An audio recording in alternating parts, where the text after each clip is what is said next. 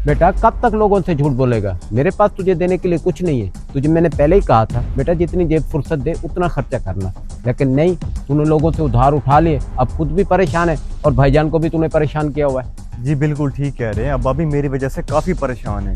अब मुझे पता नहीं था कि मेरा इतना खर्चा हो जाएगा। शादी से पहले तो सब कह रहे थे कि पैसे जब दिल करे दे देना, लेकिन अब तो रोजाना दरवाजे पे आ जाते हैं। दरवाजे पे क्यों ना आए, जिन्होंने दिए हैं वो तो मांगने आएंगे।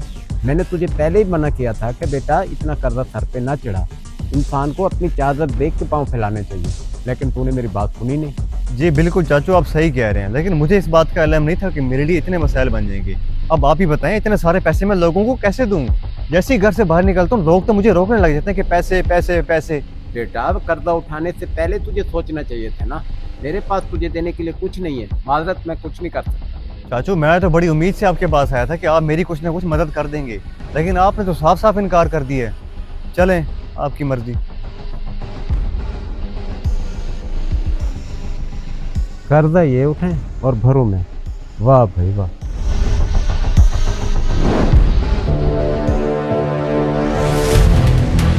लोधी साहब, अपने भतीजे काम देखे आपने? ना कॉल उठा रहा है ना मुझे मिल रहा है। जब पैसे लेने तब तो बड़ा मासूम बन रहा था। बेटा इसमें मेरा क्या कसूर है? मैंने उससे बात की थी, वो उल्टा मुझसे पैसे मांगने लग गया। उसका अब्बा तो उसे घर रखने के लिए तैयार नहीं है। बीवी उसकी रोजाना लड़ती है कि इतना कर्जा सर पे क्यों चढ़ा लिया। मैं कुछ नहीं जानता, मुझे बस मेरे पैसे चाहिए।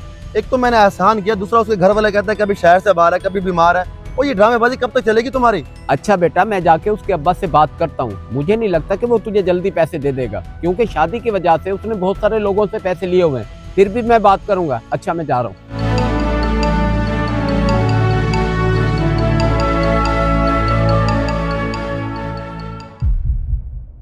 अब्बा जी मैं कुछ दिन के लिए शहर से बाहर जा रहा हूँ, अगर मेरा कोई भी पूछने के लिए आए तो उनको बता देना कि मैं किसी काम से गया हूँ बाहर। ओ बेटा, कब तक लोगों से छुपता फिरेगा? जिन जिन से पैसे लिए उनको वापस कर। क्यों मजीद अपनी और मेरी बदनामी कराना चाहता है? मैं अब किसी को जवाब नहीं दे सकता तेरी खातिर। अब्बा जी आपको बदनामी की पड़ी है, और जो मैंने लोगों को 4 लाख देना उसका क्या? यहाँ रह गए तो लोग मेरा जीना हराम कर देंगे। शहर छोड़ के जाना मेरी मजबूरी है, क्योंकि उनको देने के लिए मेरे पास कोई जवाब नहीं है अब। अच्छा, तो नौबत यहाँ तक आ गई है। अब तुझे किसने कहा था कि शादी पे फजूल खर्ची कर? शो ऑफ करने की क्या जरूरत थी? लोग तो तेरी शादी को अब तक भूल भी गए होंगे, लेकिन तू अभी तक कर्जे के अजाब में फंसा हुआ है। बेटा मैं तुझे वार्निंग दे रहा हूँ, जैसे तैसे कर अपना कर्जा उतार और फिर ही मेरे घर में कदम रखना।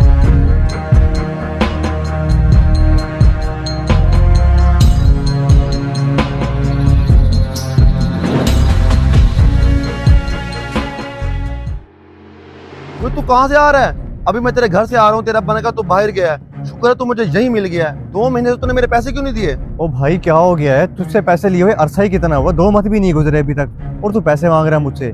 कैसा दोस्त है, थोड़ा वक्त तो दे यार मुझे। और कितना वक्त दूं? 2 महीने तो हो गए हैं। और मैंने तुझे दोस्त समझ के तेरी शादी के लिए तुझे पैसे दिए ताकि तेरी शादी अच्छी हो सके, और तूने क्या किया? मेरी कॉल उठाना भी छोड़ दी, और मुझे अभी के अभी पैसे चाहिए।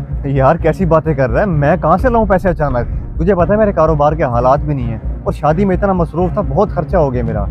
अच्छा तू ऐसा कर, 2 दिन का मुझे टाइम दे दे, मैं कुछ ना कुछ करता हूँ मेरे भाई। ठीक है, तुझे मैं 2 दिन का टाइम देता हूँ। अगर तूने मेरा फिर भी पैसे ना दिए ना तो तेरा बाइक लेके मैं भेज दूंगा। फिर ना तू मुझे कहना तेरे से मैंने गलत किया है। अब चलता हूँ मैं।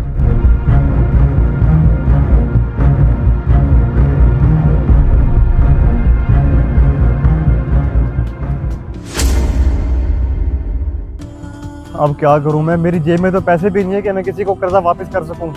अब्बा मुझे घर रखने के लिए तैयार नहीं है, और बीवी भी जेवरात नहीं दे रही मुझे।